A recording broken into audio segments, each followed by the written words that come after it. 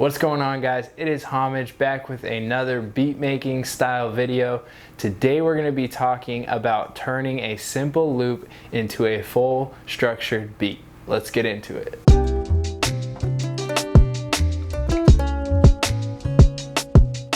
Alright, so first thing we got to do is we have to find a loop. I'm going to be using the blue pack. This is from Soul Surplus. They just put it out this morning. I haven't listened to it yet. They just sent it over to me, and I'm really excited to dig into it. So let's listen through it and find something.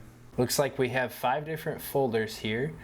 We have a folder of melodic loops, acoustic guitar, mandolins, nylon stringed, and then bass.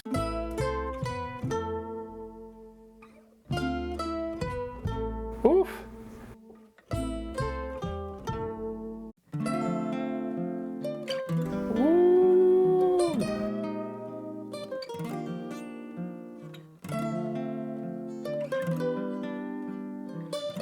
So one thing that's really dope about this pack, I know if you read the description, they explain it really well, but nothing in this pack was synthesized. They used all live instruments, which I think is incredibly dope. It's really unique and definitely well worth the money, and I'm already finding some fantastic stuff in here. Let's go through these other.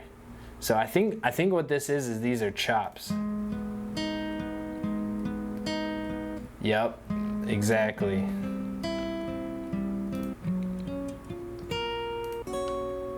Wow.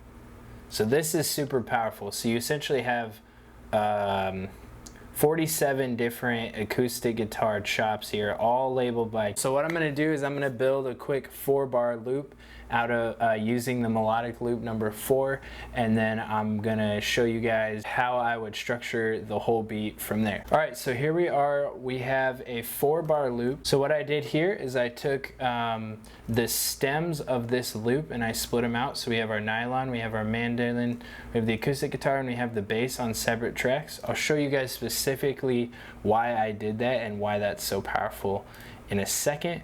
But once you get to this point, right, so you have a 4-bar loop, and you're probably wondering, okay, this sounds really cool, but how do I make this into a fully structured, fleshed out beat for somebody to actually rap on?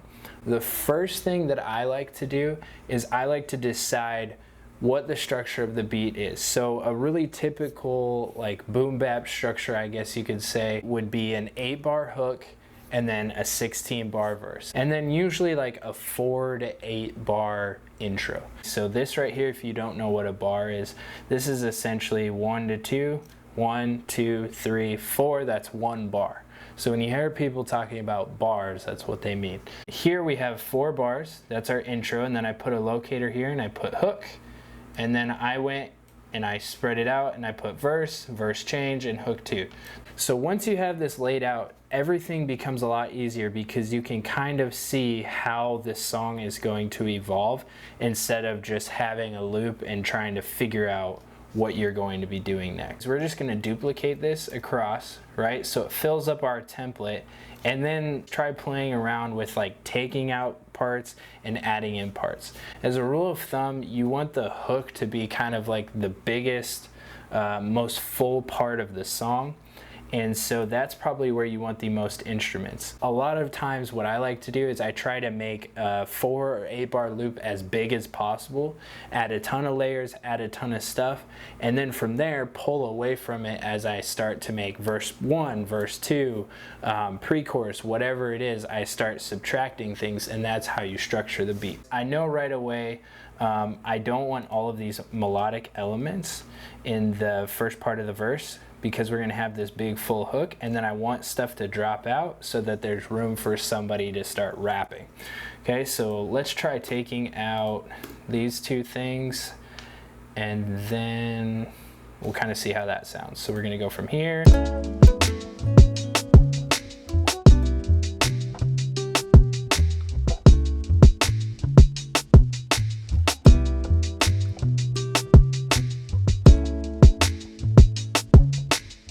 What I'm going to do is I'm actually going to leave the mandolin only for the hook, right? Because that's the fullest part. And then I even like to color code it like this, so we know different sections, right? So we're going to take this part out here, and then you have that transition. So when you're going from an 8-bar to an 8-bar, it's also helpful. I like to add some like stops and some breaks and different things like that.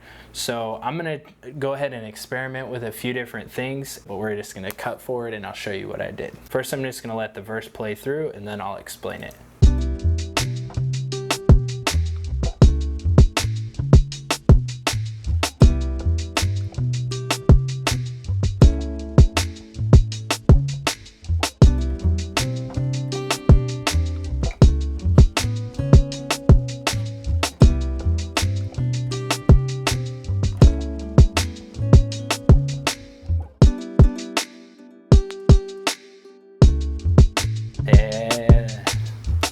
Basically at the end of this 8-bar, what I did is I dropped out the hi-hats. If you listen to my beats closely, you'll notice that I do this a lot. I'll just have the snare end and I have this kind of like, just like it like lingers for a second and then it comes back, and I really like the dramatic effect that that brings. So this is like specifically what's happening right here. So right here, what I did is I just took this stab and I took this kick and I doubled it up, and it sounds like this.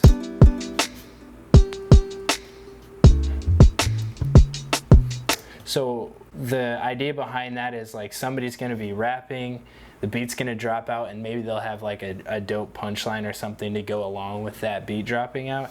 And it's just something that adds to the feel and it adds to the dynamic of the beat without completely changing up. And usually when I'm structuring out beats like this, like the goal is to keep the vibe like cohesive and really just you're aiding in letting somebody like tell a story, spit rhymes, whatever it is. Another key thing for you guys to remember, like when you're structuring beats, is when a rapper hears a beat, they're gonna get inspired and they're gonna be rapping along with it. And sometimes you might have something perfectly structured out and the way that they decide to like write to it could be completely different than what you're imagining it to be.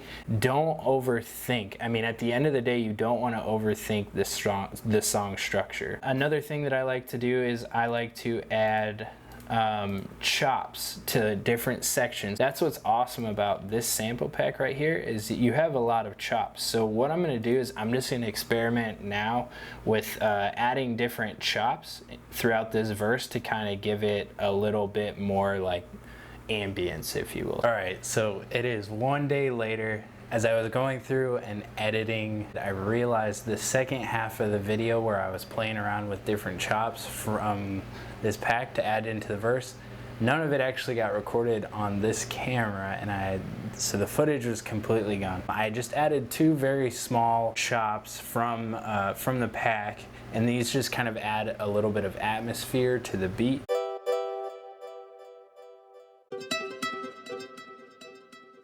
So that's pretty much it for the video, guys. Hopefully you learned something. Hopefully now you have a few different techniques that you guys can use when you go back and are working on your beats, if you get stuck in an 8-bar or 4-bar loop. If you guys like the sounds in this video, definitely go check out the blue pack from Soul Surplus. There's a link in the description below. If you guys like this video and you want me to do more stuff like this, maybe you have anything specific you want me to talk about, definitely leave a comment below.